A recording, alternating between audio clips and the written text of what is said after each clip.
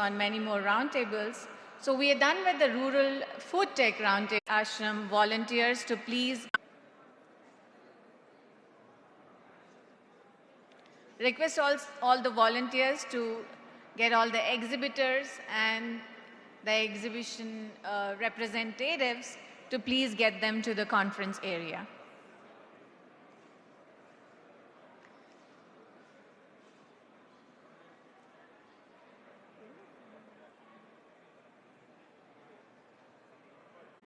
Energetic.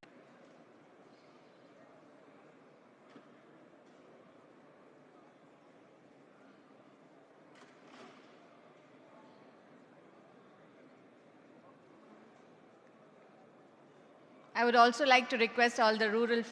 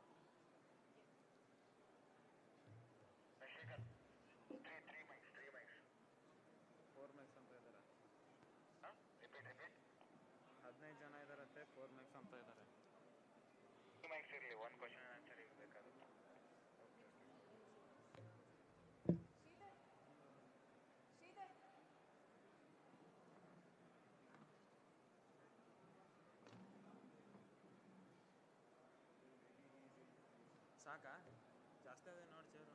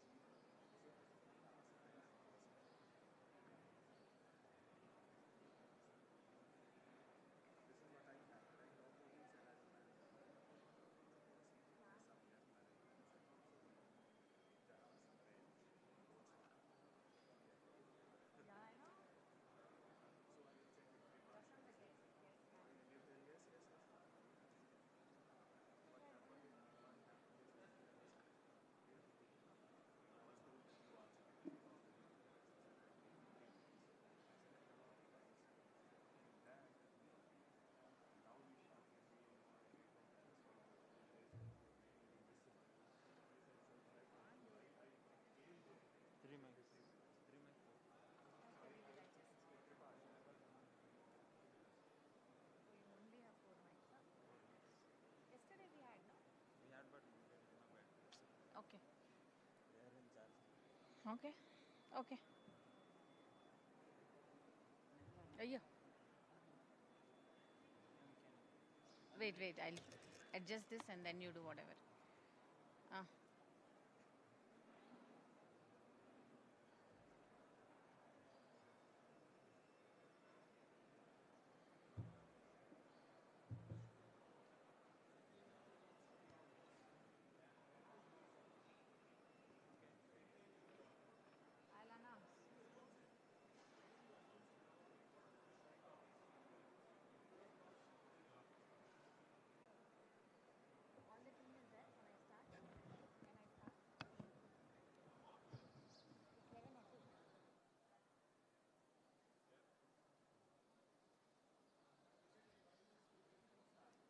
I request all the exhibitors to please come up in front and join the conference team.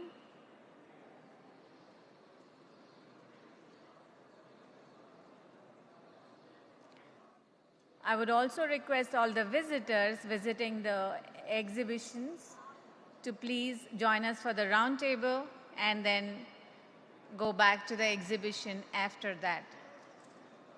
We have a very interesting panel that's going to be talking about rural fintech who have traveled from across the world. Request all of you to please come up to the front of the room for the roundtable on rural fintech.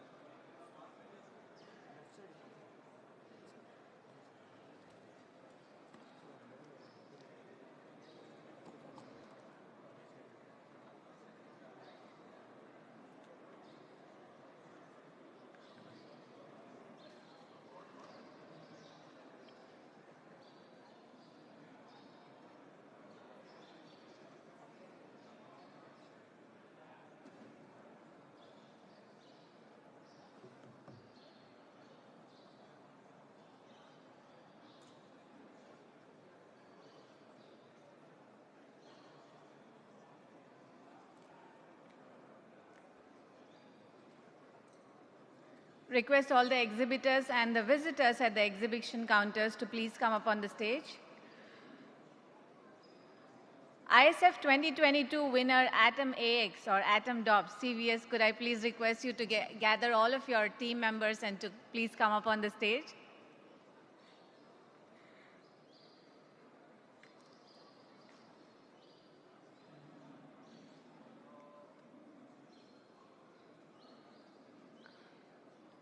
Could I request SRM Bootstrappers Research Council and Fin7 exhibitors to please come over and occupy the front row?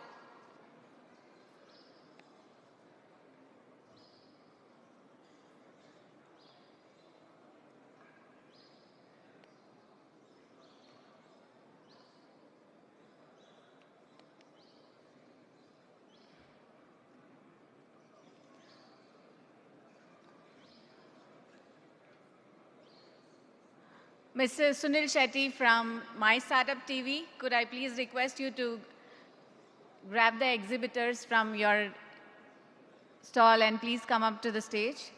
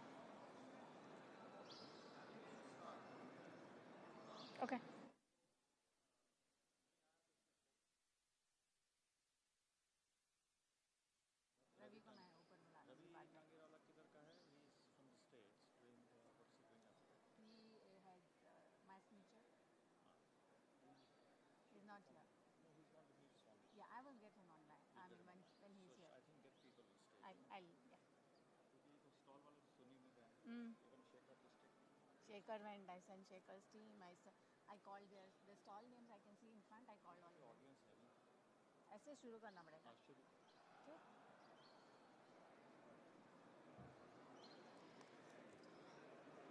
Moving on, thank you all for being here since ISF 2023 is all about connect, collaborate, and celebrate.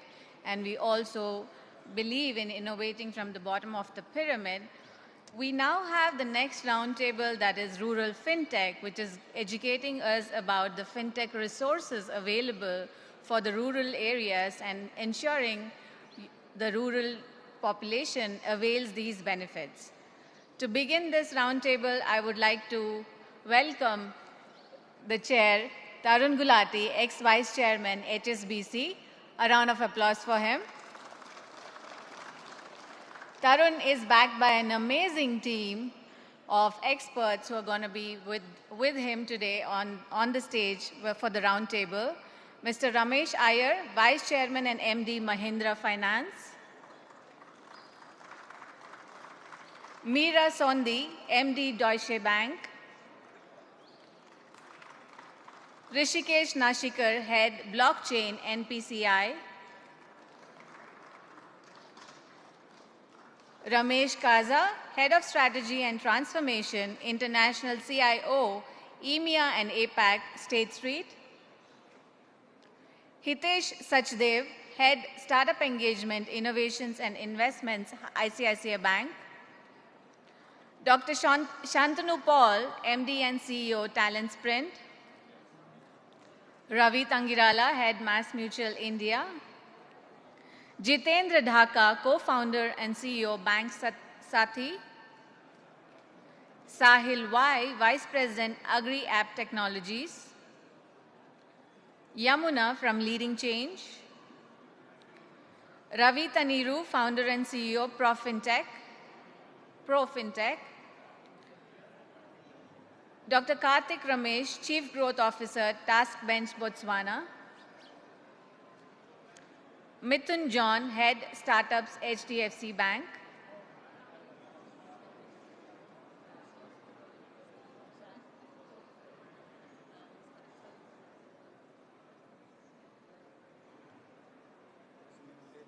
Yamuna. And she does what? Leading Change.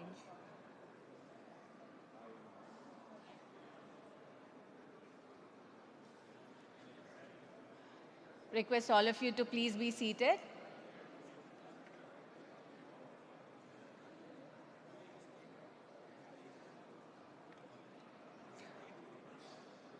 Vivek Naidu, founder, Hot Food Technology Solutions.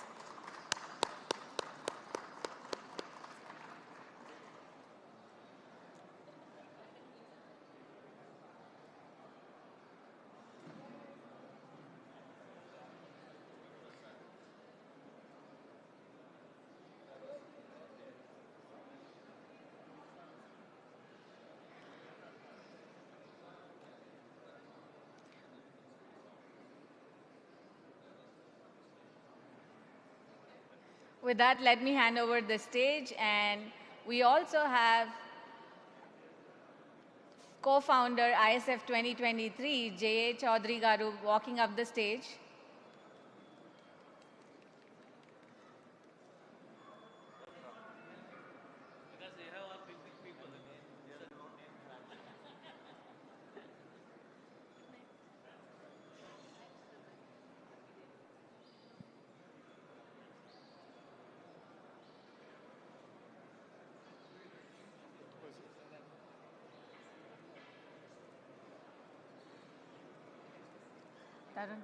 Tarun.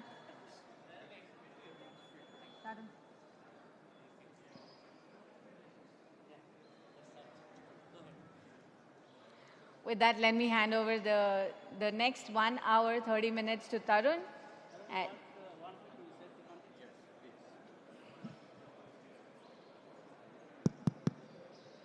Good morning to all of you.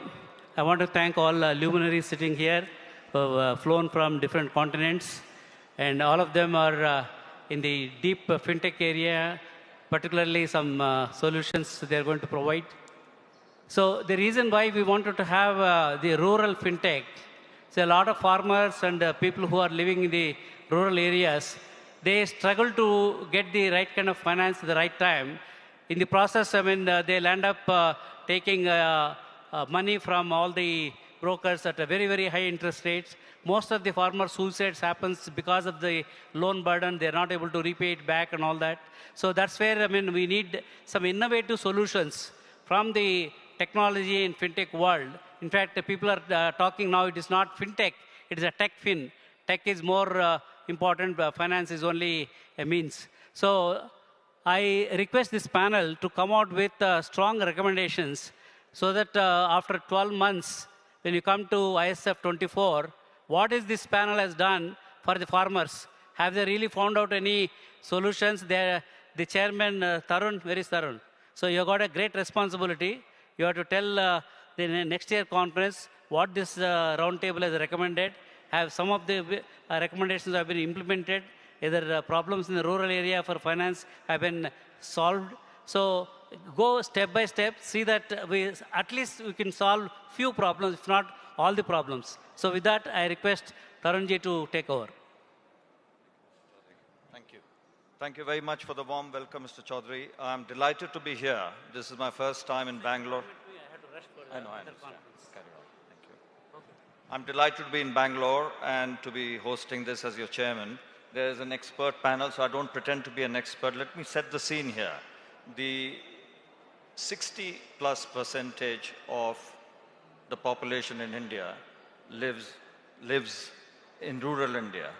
And about 87% are sort of in India are fintech savvy. But that's not the same case in the rural world. They are underbanked, underserved. So what does that mean? They don't get the best of the fintech world. They don't get the best of technology. And when it comes to the last mile, perhaps the supply chains and other things fall short. There is a lack of, if you will, trust.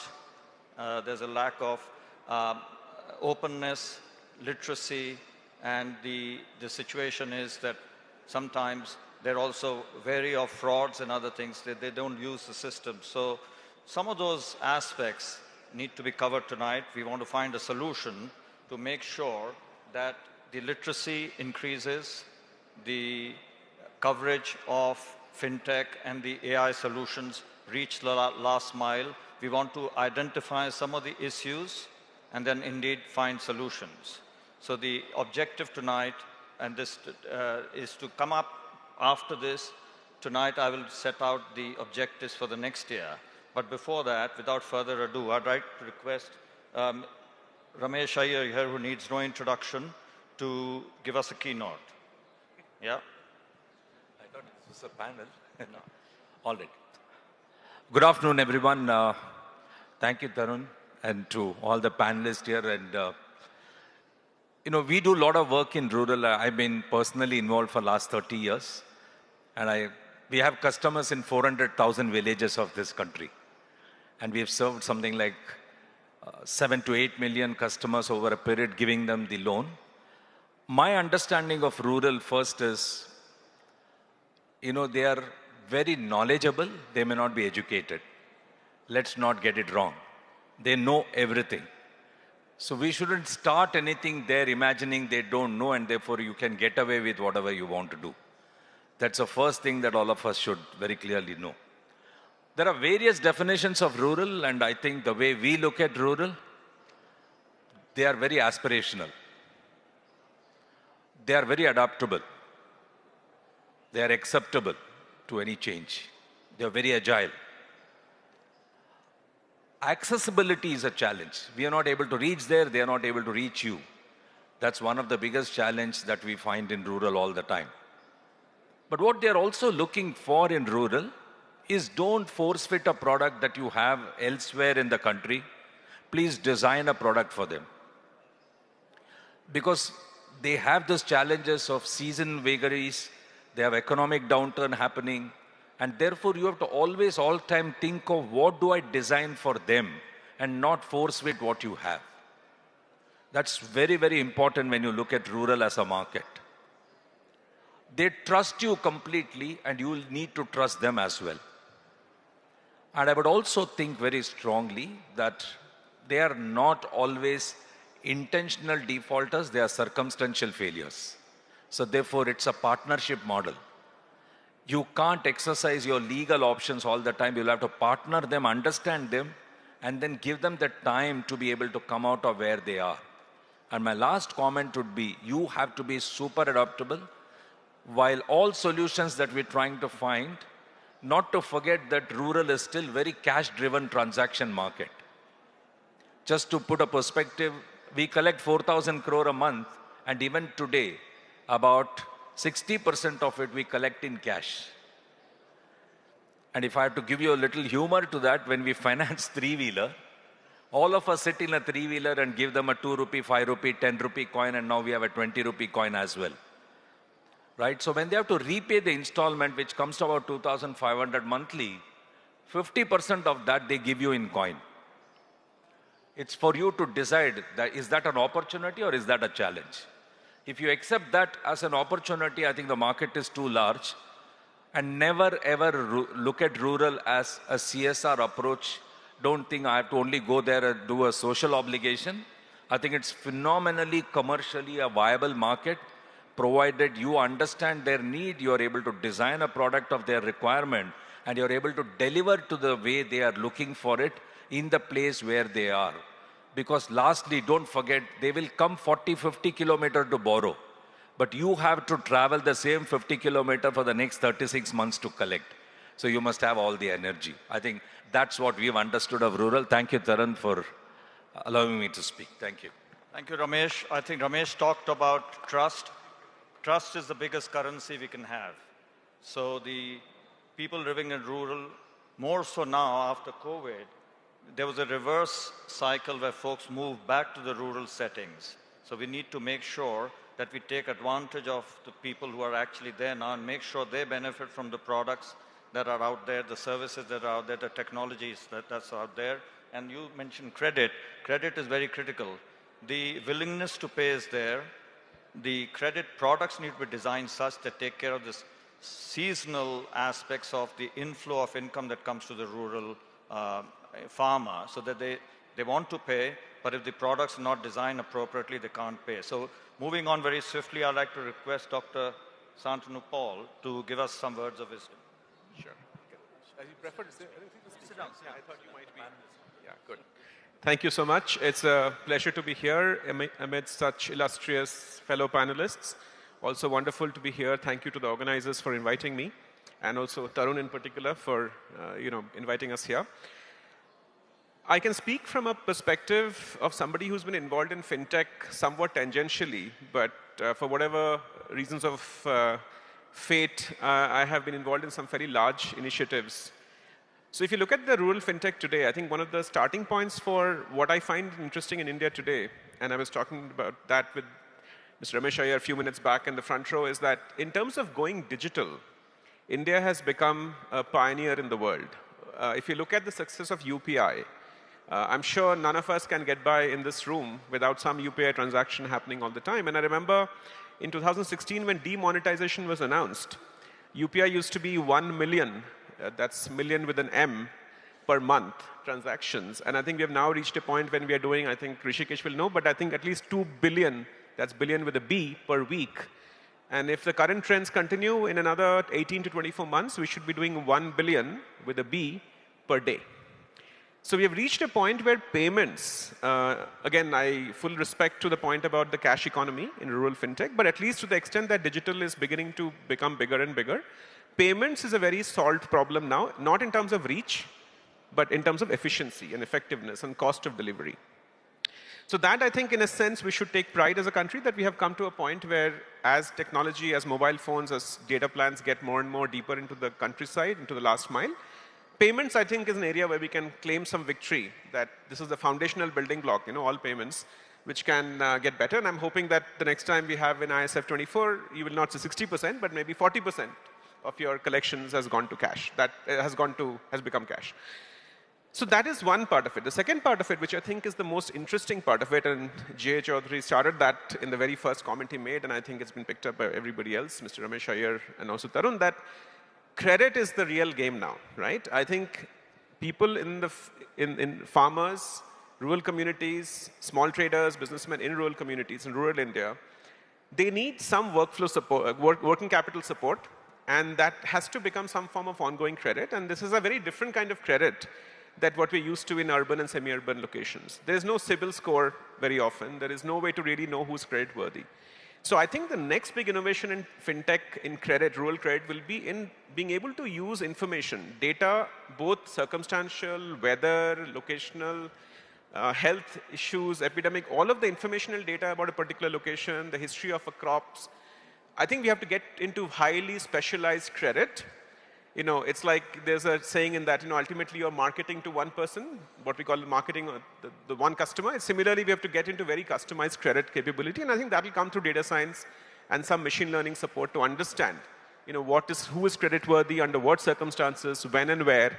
And frankly speaking, one size fits all will not work because we can't impose some expensive model which pays for all the failures. You know, for example, the easy way for institutions to manage this is to just increase the interest rate and say, you know, the NPAs are going to be high, so we will just charge everybody a very high rate. But I think we need very custom ability to decide who is more creditworthy under what circumstances. So I think that flexibility, that customization, that one-on-one, you know, crediting capability, I think that's going to come in the next big revolution. I think that is not a solved problem by any means today.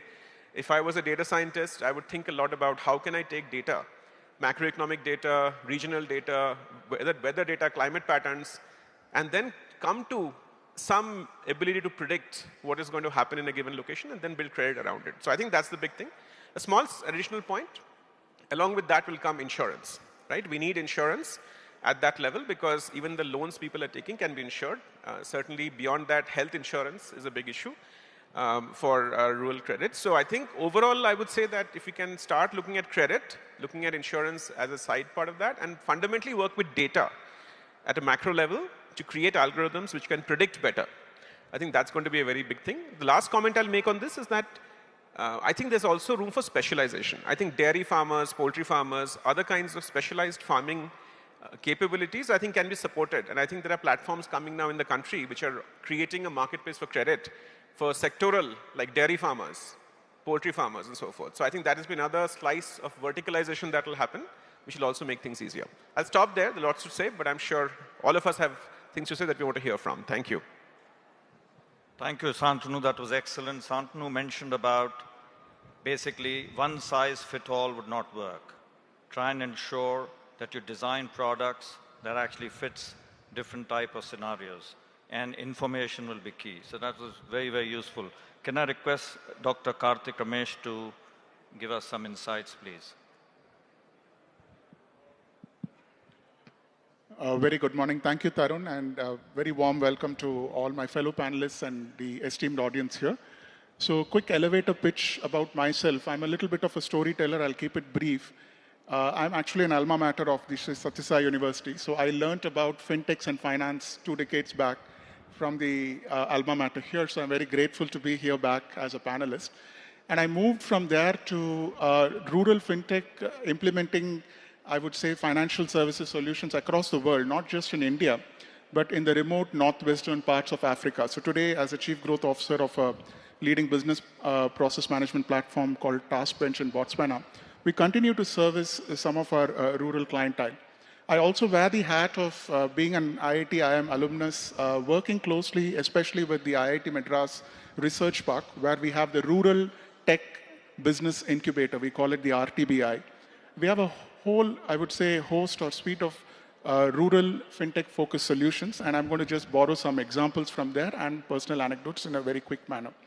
So India is probably the only country, I would say, kind of unity in diversity, where you see a farmer, a poor farmer, and if you can visualize this, before he even goes to, let's say, a microfinance institution, he starts his day with a 5,000-year-old mantra. That is the culture of this nation, right? And as Peter Drucker used to say that culture eats strategy for breakfast, so we may bring up the best of best solutions.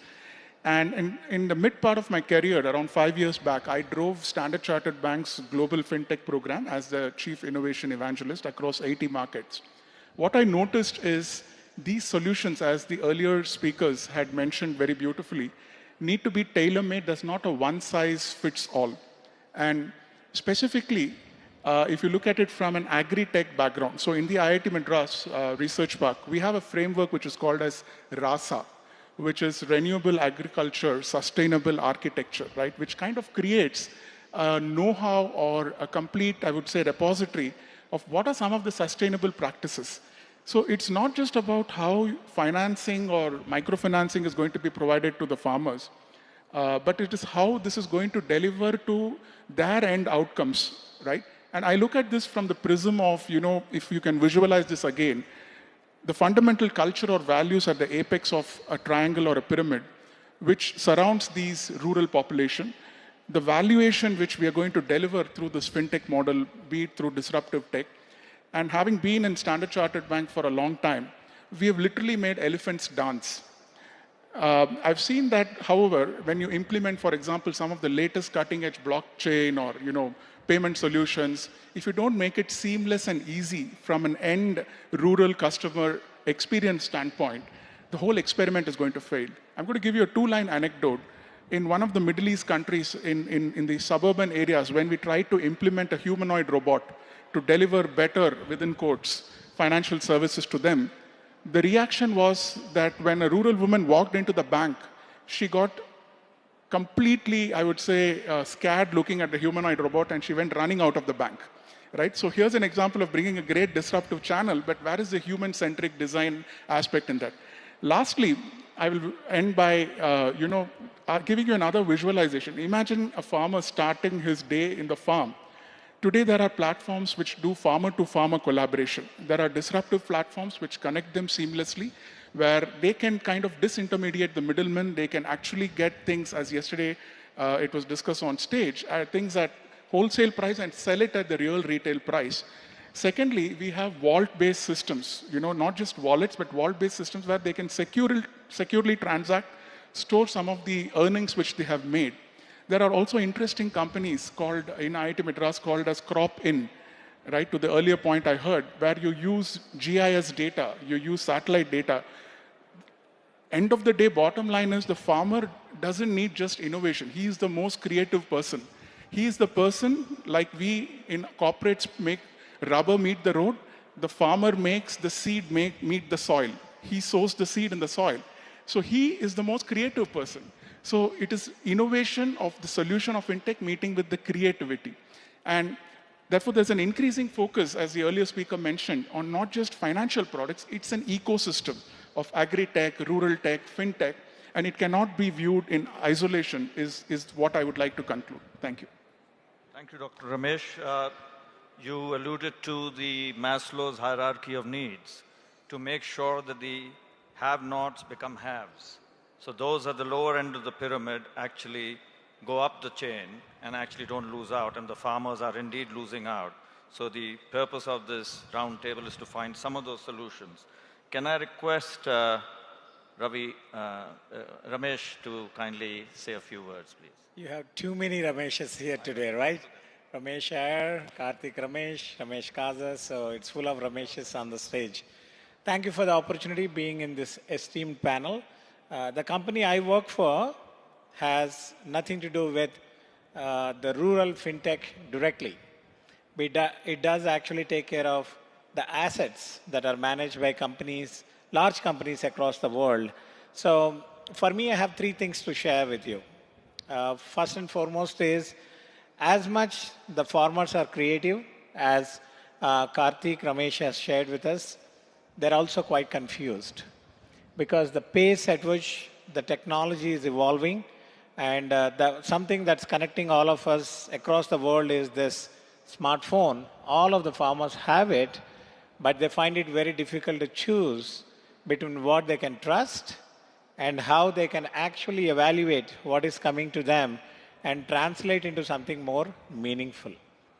So if we use ISF and this esteemed panel as a platform for us to be able to come out with simple solutions that can bring awareness to the farmers in the language they can understand. And then we have got multiple startup companies across India that are actually doing great products and service offerings for the farmers at large. if we can bring them to the same platform and also bring this awareness across to them on how they can benefit using a certain product, short term as well as long term. And if there is any kind of certification we can provide to say, you can trust this particular startup to work with you, here is what we have done as a due diligence, I think it makes a huge difference as opportunity for ISF to drive. That's what I see as a real good opportunity for us to make that awareness better. And if we can do that between now and the next 365 days, I think we'll start to see some of the farmers coming and talking in the next session. That's what I see as an opportunity. That's fantastic. I think awareness, nothing bigger than awareness. And language, literacy, making sure the farmers are made aware of what's available, what may be available, the latest fintechs, the artificial intelligence, the cloud computing aspects that are coming in, they need to be made aware. I think, Jitendra, you could add some flavor because you have about 1.5 million advisors, I believe, through Bank Sati. If you can throw some light as to how you're making farmers aware across the districts, the villages, that'll be useful. Thank you. Yeah. Hello. Thank you, Tarun, and all the fellow members. So there is a lot of things happening in this fintech side, like everyone is talking about the blockchain, technology, and a lot of other things are there. But you, like we all know, like almost 87% of population is living in the tier 2 and lower cities. So as per my views, maybe these are my views. So I born and bottom in kind of tier 3, 4, yeah, maybe we can say like very small village of the Rajasthan. So India we can say. But the problem of those people is not, the biggest problem of those people is the awareness and the education about financial things. They are keeping their cash for 1 or 2 years in their house, and even they are taking the loans for their basic requirements from some brokers, or some people are there who are providing them loan at 20 or 30% kind of interest rate. So what we can do, and there is a lot of things, lot of products are available in our country. So more than 10,000 banks, NBFCs, fintechs, and lot of products are there. But as Ramesh told, like the accessibility is the problem. So in Bank Sati, we are solving that level of accessibility. We are building the marketplace for every product categories, like bank accounts is there. So this is again a part of this fintech part. So a lot of people, even as on date, 190 million people don't have bank accounts. And if someone have bank accounts, they are not able to use those accounts efficiently. So we are educating them. And apart from this, the account side, the lending side, even in the investment products also, we are helping them to those like tier 2 and lower cities people through the 1.5 million advisors on every pin code across the country. In last 2 years, we provided them the financial products around the bank accounts and this lending products. And most important thing, we all know almost 60% of Indian geography don't have the bank branches. So still they require that level of trust. And of course, from the last 2 years, we are solving or trying to solving that level of trust through our agent network on every pin code across the country. So, of course, and definitely there is a literacy, which Tarun told, literacy in the education is the biggest issue. So we are creating a lot of content around this so people can get the awareness, like how they can use bank accounts, how they can open the bank accounts, how they can take loans from the banks, how they can repay, and lot of other things, what are the cons and pros to pay early and the late EMIs of these loans. So these are the lot of parameters where we are working, and definitely as I know the DNA of those people, so they are able to pay, they want to pay, but definitely the education is the gap. So products should be as per them, as per their cycle, or like they are generating cash or earning in every 6 months. So they are not able to, maybe monthly we can't expect the EMIs from them. So definitely there's some products should be there who can providing them the 6 months EMI options. Yes, thank you. Thank you, Jitendra. That's very useful that you got all the pin codes covered. That's tremendous. May I try and shift gear and try and request Rishikesh to add some flavor on what technology, what NPCI is doing, how you're trying to move the needle for the farmers. Thank you. Sure. Good morning, everyone, and thanks for inviting me here, Tarun and Jay Garu. And it's an honor to be part of this esteemed panel here. So I work for NPCI. I'm sure all of you heard about UPI, but very few probably heard about NPCI. NPCI is a National Payments Corporation of India, right? We have essentially built these homegrown payment systems for India, which is sort of redefining the commerce and pulling millions of Indians into formal economy, right? So we are essentially a digital payment enabler.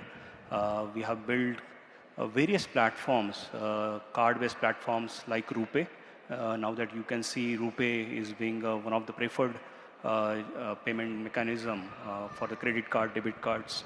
We have non-card-based systems, which is obviously UPI, NPC, IMPS, and there are a couple of others.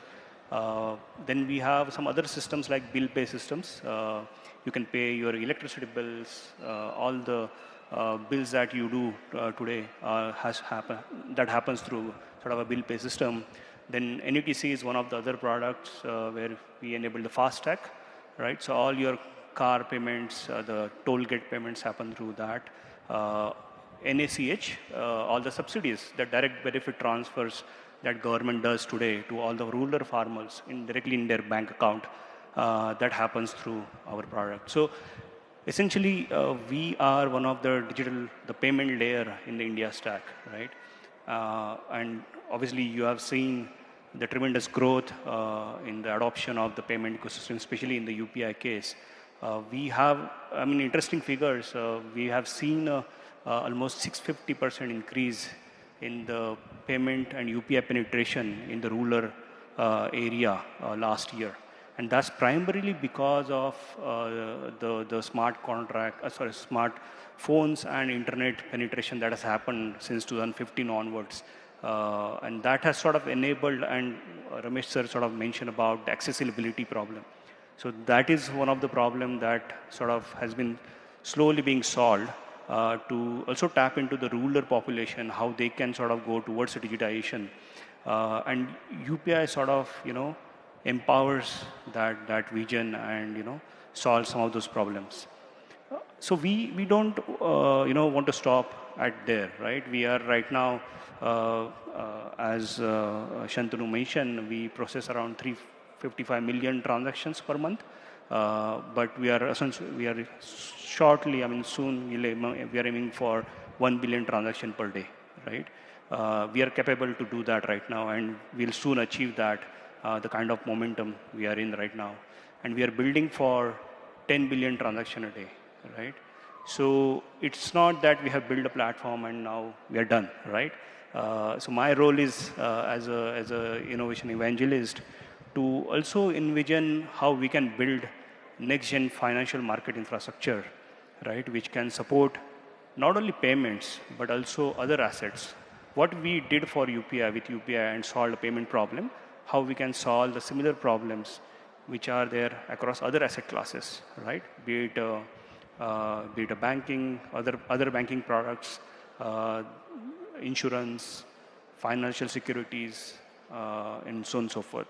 So essentially, we are really looking at, so if we look at a step back, we are sort of looking at this whole infrastructure with a first principle thinking. When I say first principle thinking is, we have to really see how we can envision an infrastructure which is built for not only for next decade, but next few decades, right? And I'll give you an example. So today, if you look at BFSI, right? It's a banking, financial securities, and insurance. There are three critical ingredients that powers this ecosystem, right? One is the financial institutions, right? So banks, there are brokers, depositories, and insurance companies. So these are financial institutions. The second ingredient is asset. So you issue your asset. Asset is in the form of fixed deposit, insurance policy, or it could be equity stock or fixed income bonds. And the third element is the application, right? So they provide you application to access these different assets. But the problem is these three verticals today operate as a sort of a wall garden, right? When I say wall garden, because you can fairly, do banking with banking app, and you can basically consume those services through banking app. But can I use these assets and can I do cross-sector transactions seamlessly the way you can do it with the UPI today, instantly, right? Example, can you get insurance on fixed deposit today, right? Can you instantly move your gold in the wallet and lend it on the lending platform and borrow some money against it, right? So we are talking about the things which we are not used to today, but can be possible with the technology, right? So we are really looking at how we can build UPI-like platform or protocol strategy that will sort of unify all this sector, build a horizontal interoperability between these institutions, applications, and assets that will allow you to do seamless movements across assets, application, and financial institutions, which will bring us a lot more sort of agility. It will bring down a lot more cost for an end customer, and you can probably gain a lot of financial advantages with this sort of interoperability. So with that, I think we have, so one of the example of the innovation specifically related to ruler and UPI, and Ramesh sir rightly mentioned, is that while we are building these products, we have to also keep in mind the ruler requirements, right? And that is basically being addressed as we are talking, right? So one of the product that we launch is UPI Lite, right? UPI Lite is essentially a mechanism where you can pay to merchant without even entering a PIN. So you don't need to even connect to your remitter bank, right? It's an instant payment that happens without entering PIN. There is another solution that we recently launched called Credit on UPI. So you can essentially put your credit card on UPI app and use your credit card for buying things. So that is going to be that we think is a game changer, because this will enable rural population to also get instant credit, the micro credit that we talk about, so like a 200 rupees, 500 rupees, depending on their score and their financial history. Eventually that will sort of get built up. The third product that we are launching is also offline product. So the typical problem that you see in the rural area is internet connectivity. So we are launching this offline solution where you can just tap the phones through NFC. You can make payment transfers instantly, right? So these are some of the innovations and product features that we are bringing in to kind of make or empower our rural population to adopt some of the digital payment products and participate in the formal economy. So that's pretty much I want to do. Thank you. Thank you very much, Rishikesh. It's quite evident much is being done, but much still needs to be done. 300 million transactions, did you say, going up to 1 billion, and the capacity to go up to 10 billion. That sounds great to me. I think very quickly we must try and get a perspective from Deutsche Bank, and we have Mira Sondi here. So can you tell me what Deutsche Bank is trying to do to make lives easier for the rural folks? I will try. Please. Thank you so much, Tarunji. First of all, good morning. I think I can still say that officially. Good morning, and also thank you very much for attending this conference. I do work for Deutsche Bank. I'm a managing director there, heading the technology risk and controls under the CTO organization. But before I talk about what Deutsche Bank is planning to do in this space, I would also like to take a second to explain or almost recognize the platform that we are here for. If I look straight ahead, it says love all, serve all. And that pretty much is what we are trying to do here. We are talking about bringing financial services, products, to all of India. And as we know, majority of India is in the rural sector. So on that note of financial inclusions, I'll talk about Deutsche. Now, Mr. Jay Chaudhary mentioned not fintech, but techfin. And I'll try and talk about the tech part of the techfin. So Deutsche Bank, if you see, it is a 200-year-old bank, institution. But we call ourselves a 200-year-old tech startup. And the reason why the leadership is talking about the bank like that is it is a very much recognized model that, and some of my colleagues here have mentioned that. They've talked about generative models. They've talked about how do I make sure that a rural woman who goes into a local bank doesn't get scared and run away from a human robot trying to serve her. So when I think about those comments, I would like to talk about AI as a model and as a force to be reckoned with in bringing that gap or bridging that gap together. And you would wonder how. If I give you a simple example, India itself, in terms of the number of landlines there are in the rural areas versus number of mobile phones, it tells me that there is capacity. There is a capacity to adopt to the newest technologies much faster than we would have expected. There are more number of mobiles in people's hands in India than there are landlines. So that was a big step up. In the same way, if we look at the adoption of AI solutions, the generative AI and large language models, if you think about it from a technology solutions perspective, will allow us to bring products straight to the rural people. You may say, how? How do I make sure that people who don't understand AI, cloud, and the next thing on the high street in urban areas will still have access to banking solutions in the rural? You must have heard of, or some of you must have heard of same language subtitling. Now what that is allowing the world of financial solutions and financial language to become as easy as speaking in their own mother tongue and local languages.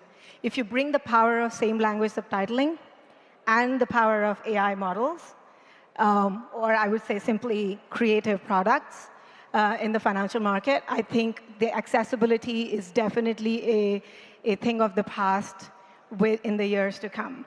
From a Deutsche Bank perspective, we are two things that we are very keen on. One is increasing our hire by 1,000% in India. And why? Is because both from a talent perspective, AI talent or tech skills are definitely increasing here in India, but also the creativity of what this marketplace actually allows us to do. So on that note, I hope I was able to address those questions around AI. And excellent. Some of us who are slightly older will remember that while the smartphones is everybody's pockets, I remember carrying a big Motorola slab of a phone. You remember that brick? And I picked up on the fact that Deutsche Bank is hiring some 1,000 people. I'd expect some of them to be from the rural intake. I hope so. So try and pass it on to folks that are hiring. May Ravi Tandaru please give us some flavor as to what he has heard so far and what can you add from your entity that is largely dealing with a lot of supply chain and other sort of aspects and other solutions. Sure. Can you hear me? Yeah. Okay. Thank you. Thank you, Tarun. Great to be here. And I've been taking some mental notes on all the great things that the panelists and Tarun and Jay Garu have been speaking about. So a bit about myself from a background perspective. I started my career as a banker and then moved to supply chain financing. I worked for a company which is one of the world's largest supply chain financing company. They do about $100 billion of funding a year. And I would say COVID was one of the big eye-openers for me when I was part of the supply chain financing industry. And I had a chance to go on the field. Of course, all of us read about the problems of credit not reaching the needy people on time. But I had the rare opportunity of going on the field and understanding it from the people on the field in terms of what are the challenges. And I have a lot of anecdotes, but one of the anecdotes I usually share with a few friends is that I met one of a small business owner, and I asked him, sir, where do you get your funding from? And he said, I don't have any traditional bank or NBFC, but I take it from my friends. And I end up paying an interest of almost 6 to 7% per month, which usually ends up around 100%. annualized. And I asked him, what do you do? Does your business generate that kind of money to pay 100% per annum kind of interest rate? And he said, I don't know how much I make, but usually at the end of the year, I try and repay the loan by either selling my gold or, dipping into further loan.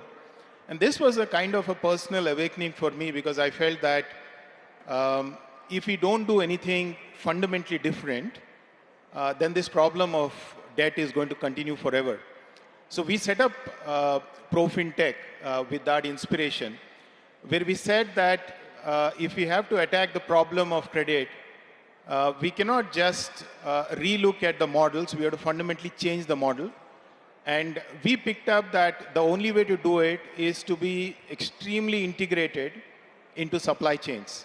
So what we do is we integrate into B2B supply chains, and all of you are aware that not only the last mile, but also the first mile of many supply chains starts from rural India. So the agri-produce, which is produced by the farmers, is the first mile of the supply chain. And the last mile of the supply chain, which is probably the fertilizers and pesticides, also end up going to the rural communities or the farming communities.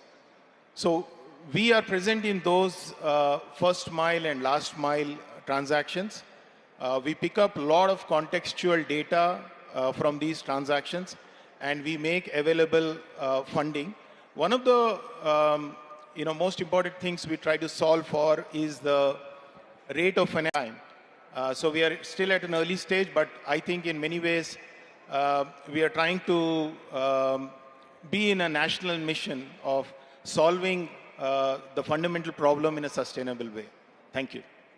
Thank you very much. That was fantastic. You alluded to the first mile and the last mile. I remember a quote from Jawaharlal Nehru ji, who said, we have miles to go before we sleep. So I think there's still some work to be done before we can solve the rural solution. Mithun, I know you're doing a tremendous job in trying to alleviate some of these issues. Can I request you to throw some light from what your bank is doing in trying to make sure the rural folks go up the value chain and they are not left as the sort of at the bottom of the pyramid? Thanks, Tarun, and it's great to be a part of this gathering here, focused on rural fintech. So I'll base my talk on 3 points that I'd like to highlight. At the cost of being repetitive, point number 1, full credit to what UPI, NPCI, and the India Stack has done in making sure we have a fairly good penetration when it comes to rural India.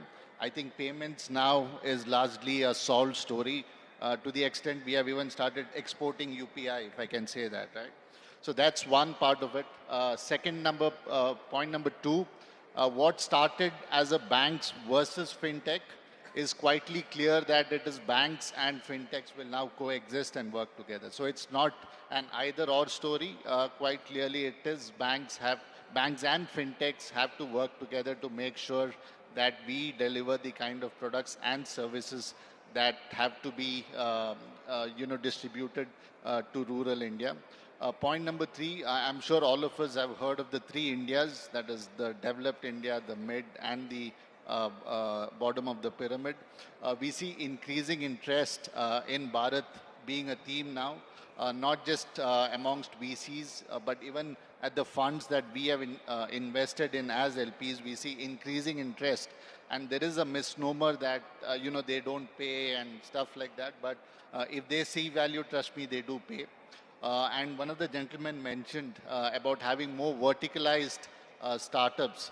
So we are seeing more startups coming focused on areas like dairy farmers, giving lending to them, credit.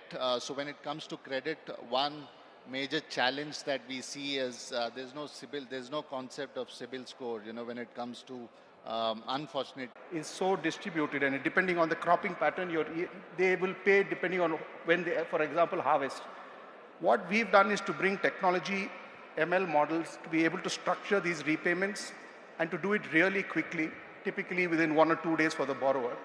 And I'm incredibly proud to let you know that in the last 6 years, we've helped financial institutions lend up to 2 lakh crores to this segment. That is fantastic. And I'm sure, Ramesh, you've been listening carefully. Flexibility, which you've been talking about, is being catered to. So that's fantastic. You can sell more tractors. I'm listening to him from two angles. He's going to be my Competitor. as well as enabler. That is why I sort of woke you up. I said, don't sit still. Yes, things are. Yamna, I believe you talk of change and your entity is trying to make a difference. Can you share some of those insights as to what changes are imminently on the anvil and what's happening next? Good morning, everyone. So we started CAB, that is tax filing for taxi drivers in India in 2017. It was a very niche segment because a lot of contract workforce was coming. But what we need to realize is all of these contract workforce who come today are rural migrant workforce. My bread and butter is in the city, but my heart is in the rural. So that's the segment that we serve. We have processed around 70,000 tax returns in 500 cities across the country. We built a regional tax tech platform. It is not easy. It is a extremely ops savvy on ground, but it was a digital first approach. Until unless, just to give a quick example, tax is a fear factor. If I have a agricultural subsidy that is coming for my land in my village, and if I'm working as a gig workforce in Bangalore, I might lose my agricultural subsidy. I might lose my ration card. So in some years, they even not have a financial passport like a tax filing ITR copy, and also they might lose their subsidies also because now the PAN and Aadhaar is being linked. So that was a problem statement that we were solving.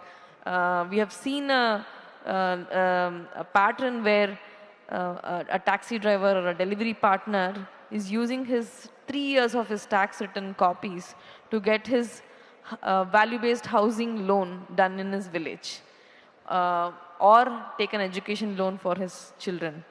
So with this experience we merged with Dwara Money, and we built Spark Money, that is a digital bank for urban gig underforce.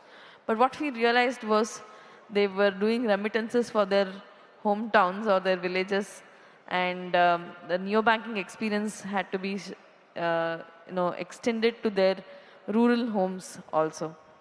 One thing that I'm just quickly taking 3 lessons that we have done in the last 8 years of building this fintech. Now it's the tech, like I would say fun. So the rural women households understanding of the access to digital banking and the financial products is a huge miss.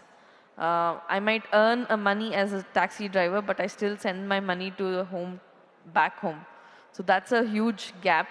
Second piece is a center for rural customer resolutions. Today, if I lose something with the deep fake AI, I lose 5,000, 10,000, 15,000. I at least know that I can tweet or I can reach out to a cybercrime. Lots and lots of millions, around 300 million rural people are on ShareChat or on digital platforms, easily accessible or vulnerable for their financial loss. How do they handle or pillar to post? I think I'm just trying to bring 3 problem statements that we can think across, because there's a lot of fintech. A gig workforce, one of my gig workforce called me a couple of weeks back and he said, his hard-earned savings in a SBI account, was lost in, like almost 25,000 rupees was lost for a cyber crime. And they've been trying to run pillar to post since last 20-25 days, and they don't have a resolution. And all the 5 years of or 3 years of savings is now gone. So what are they going to do there? That's one of the conversations that we are actually trying to see. Is there a possibility we can set up a center for rural customer resolution? And to wrap, I think there's a need for, I have huge respect for the bank Sati team, that what they have done. It's not easy to build on the ground relationship manager kind of a structure, but all the panchayat raj or rural finance learning centers could actually make or break, because we all have systems in place, resources in place, but financial literacy inclusion programs for the new age digital learning centers, nothing beats Phygital in a country of 1.4 billion population. I'm just wrapping my conversation saying that we all are connected to our roots, and rural is the future. Thank you. Thank you, Yamuna. That was excellent.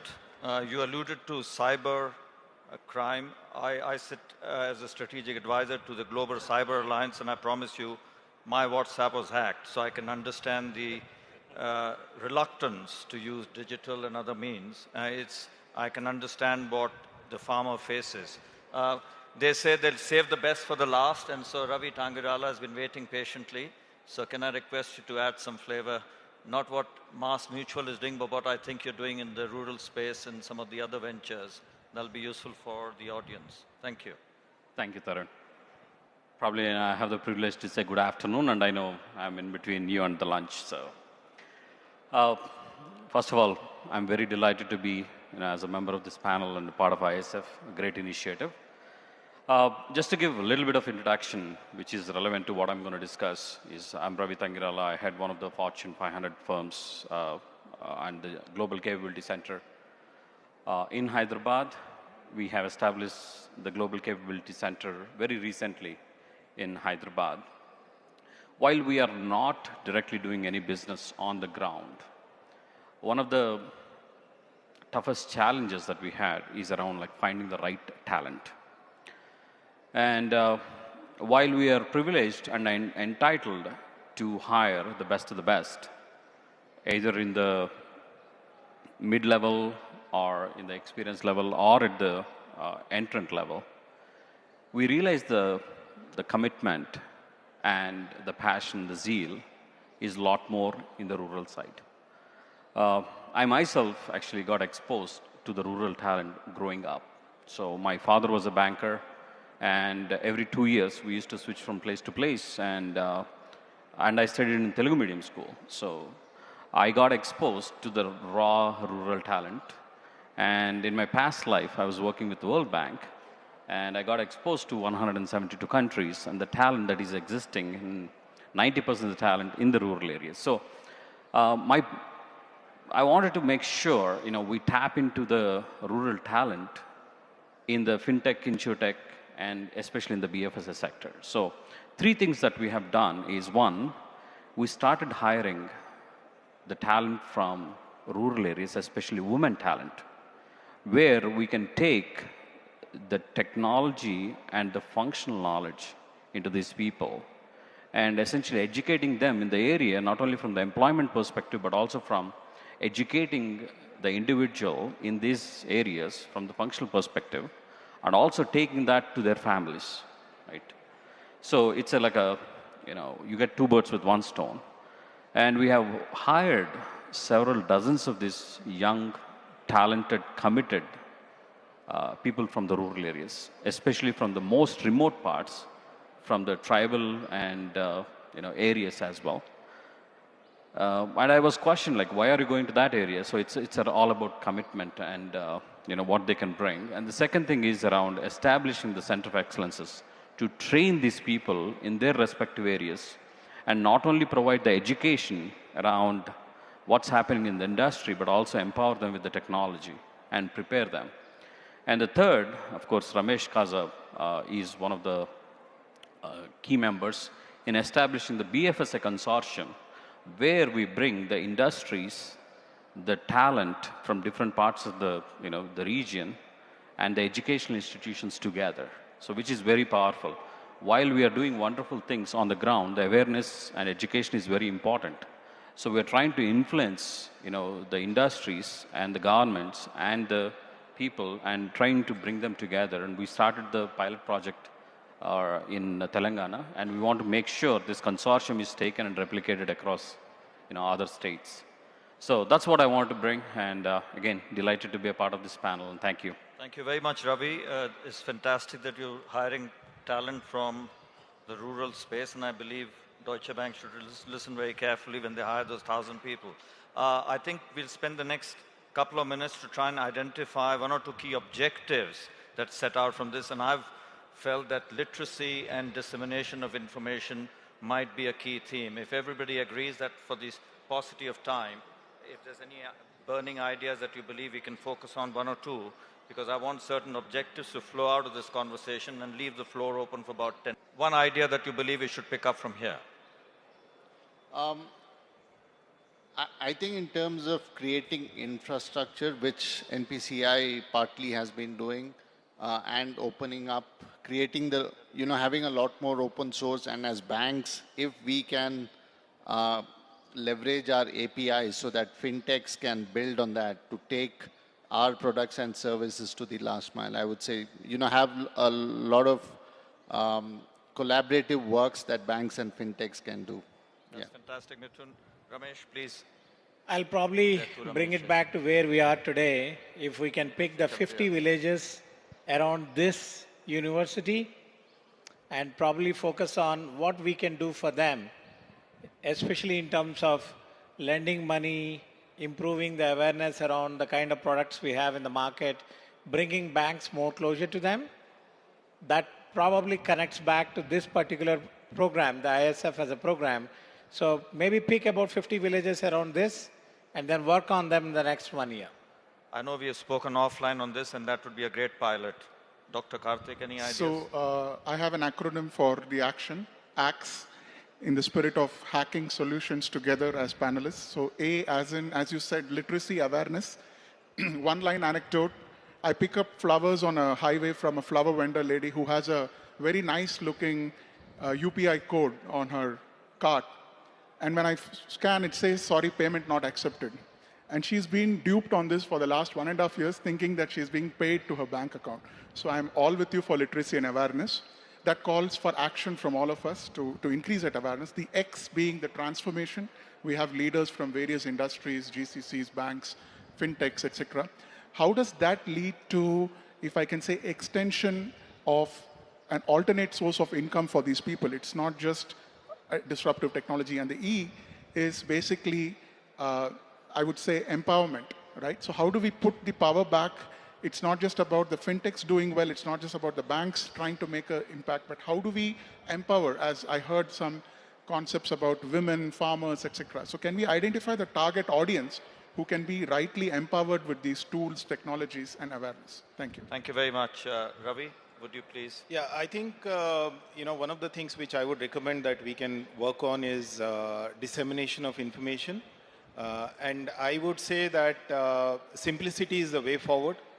If we can think of simplifying the information or the financial information that the communities have to provide, the rural communities have to provide to get financing, I think it would address a lot of challenges, because a lot of times people know that they can get funding, but they are challenged in terms of how to present information, what information to give, what documents to give. And I think that would be a real good takeaway for me individually, if we can achieve something around that. Don't complicate it, keep it simple. Jitendra, what do you say? Yeah, as per my view, so like all those people from like rural side, so they want to adopt all these products, but they are in fear how they can take, are they able to take these products or not. So definitely I'm always bullish on the that literacy side to create the content and the awareness, like you are eligible, you can take these products, you are able to pay the EMIs. So definitely there are a lot of things we can do on the rural basis. Definitely we are creating that level of agent network, so they are educating in the people on every pin code across the country. So we are doing this, and definitely like in the content side, from last 6 months we created a lot of contents around this, so people can get confidence to get all those products. And definitely again, the confidence is the key for those people. If we can or we are able to create that level of confidence in those people, definitely they will or they can contribute in this financial side of the contribution in GDP also. Thanks. Thank you. Building trust and confidence. Santanu, please. Okay, sure. I think some lovely discussions that happened. I want to connect one or two dots quickly. One, I think Mithun's point about It used to be banks versus fintechs. That has changed banks and fintechs. I would go one level beyond banks and fintechs and NBFCs. Recent RBI guidance on co-lending, I think, is a great way for the whole ecosystem to get on the same side of the table trying to help rural, right? So that's, I think, a great step. One quick shout out to Meera for talking about same language subtitling. The father of same language subtitling is a guy called Brij Kothari, who's a friend of mine, and he was a former IIM Ahmedabad professor. If literacy and regional language vernacular based, literacy, information, command and control, everything that we can talk about, if you want to get some guidance from him, I'm happy to set up a conference call with him participating because he's been sort of the person who made that whole thing happen. The last point, I think, is the one that I personally care about the most at this point, and I think that goes back to Rishikesh's point, and I guess my long history with NPCI has kind of makes me say that. I think I want to make one observation to connect some dots. Number one, we have to ride on what is already working, right? The way to scale is to jump on the bandwagon with something that is scaling. Because mobile phones scale so beautifully in this country, UPI was able to scale so beautifully by riding the mobile phone internet penetration bandwagon. If we have to make rural fintech also scale, I think we have to ride the UPI bandwagon. Now, UPI credit, which he referred to, is a great hook. And if you look at what Vivek said about, the way to kind of automate this process of deciding who's creditworthy and to what extent, if each bank could actually extend targeted credit on UPI to each rural participant in the economy in a manner that is highly customized to that person's need, I think we'll probably be able to solve this problem at scale, riding on UPI credit, not having to worry about distribution except technology-based, but backed up with this whole engine of data analytics and AI and machine learning to support it. So if I was to start a company today, I would say that is the problem worth solving, because then we can reach to rural fintech on the back of UPI and on the back of mobile penetration and not have to recreate a universe for scaling this problem. Thank you. That is tremendous, Santanu. I'm sure you were listening very carefully, Rishikesh. Ramesh, please. So two things cross my mind. One is, I think we have to create an ecosystem where the physical player and the digital player come together and create digital solution. Because, we're talking of awareness creation, we're talking of product development and all of that. So how do we create the physical and digital piece come together to be still digital there? I think the other is the credit givers are finding it difficult to do the credit scoring. So can we create a proxy score? Like a CIBIL score we talked about, it's not there, but now we know the segment of customer, their cash flows, their problems, when do they default, all of that is known. Is there a way that all of us collate and create a proxy score which makes lending to this market a little more easier? It'll make it tremendously easy and the farmers will be smiling a lot more. Yeah. Thank you for that. Rishikesh, please. I think, New India is certainly aspirational. We are open to new technologies, open to new ideas, and that's why you see we are leapfrogging in pretty much every area, not only digital payments, right? And you see ONDC is coming up. There is a whole new ecosystem that is being created. So I think very important is basically the technology and innovation. I think once you build the technology infrastructure and build innovation on top of it, which is open to the ecosystem, which Mithun alluded, which will create more inclusive and collaborative digital ecosystems across India, and not only in the payment space, but across different spaces and different areas. And so it's very important that we focus on technology innovation, which is going to help us solve a lot of problems for rural as well.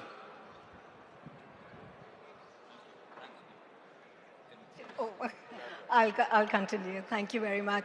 I just have two specific points to make, and I think that being one of the two women on this platform, it'll be amiss of me to not say this bit. First and foremost, if I look at India, having been away from India for 20 years, but I was born and brought up here and did my schooling, products and service, of course, a very important point. But when